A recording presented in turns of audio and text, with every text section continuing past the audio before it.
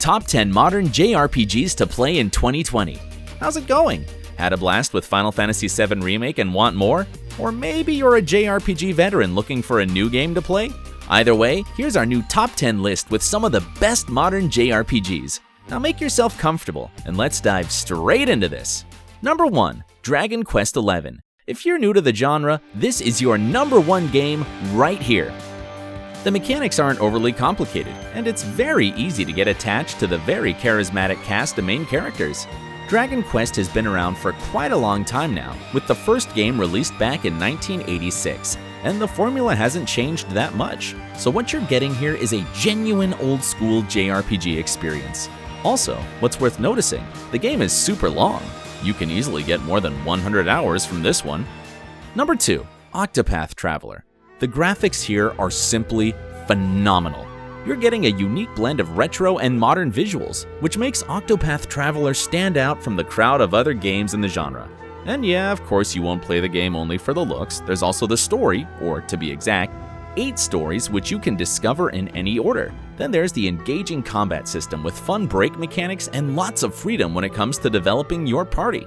Pure fun. Number 3. Tales of Vesperia. There's plenty of awesome Tales of games available on Steam, like Berseria, Symphonia, or even Zestiria. It's still good. If you have to choose one though, let's go with Vesperia. The cel-shaded graphics hold up really well. It's a 2008 game, mind you. Plus there's the original combat system with deep combos, which develops as you progress through the game and unlock new moves and abilities. All in all, a very solid JRPG. Number 4. Atelier Ryza. Atelier is a little less known franchise, still one of the best when it comes to the JRPG genre though. Not so long ago, we got the new entry called Atelier Ryza, Ever Darkness and the Secret Hideout, and I gotta say, it's one of the most relaxing games on the market right now. The main thing here is synthesis, or to make it sound more familiar, crafting. You roam around the game's world collecting materials, crafting new gear and items, and getting to know the slow and rather down-to-earth story of a group of friends tired of the boring village life. Number 5. Ni no Kuni 2. Fan of Studio Ghibli animations? Here's a game for you. A great RPG heavily inspired by their works. The game makes you play a young King Evan on his journey to rebuild the kingdom. As you progress, you'll meet a colorful cast of characters who will help you with your mission. There's lots of fighting and magic with a little bit of kingdom management thrown into the mix. We also recommend picking up the first Ni no Kuni game, which has been remastered not that long ago. Number 6. Persona 5. This one blends a little social stimulation into the mix. Persona 5 is a game in which you hang out with your buddies during the day, and then at nights you crawl through dungeons, which are called palaces here. And there, your mission is you steal people's corrupted hearts. Sounds bizarre? Well, it all comes together once you play the game, and believe us, you don't want to skip this one. The story, the mechanics, the original art direction, it's all great here. Number 7. Xenoblade Chronicles 2. Xenoblade Chronicles 2 is a Switch exclusive set in the world of Alrest, which is basically one big cloud sea with a bunch of colossal monsters called Titans floating in it. Then there's people living on their backs. Sounds pretty interesting, right? And it is. The setting, the story, the characters, and above all, the satisfying combat mechanics. Man, fighting never gets old here. And there are some new elements introduced every now and then, so expect tutorials to pop up even very late in the game. Highly recommended. Number 8. Final Fantasy XII, Zodiac Age. There are many great Final Fantasy games, and obviously we didn't want to make it a Final Fantasy and other good JRPGs list, so let's go with only one title here.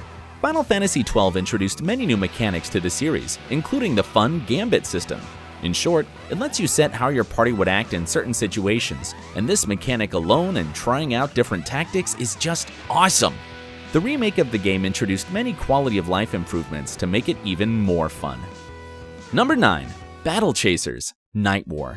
The game's based on the Battle Chasers comic book and comes with the amazing art of Joe Madureira.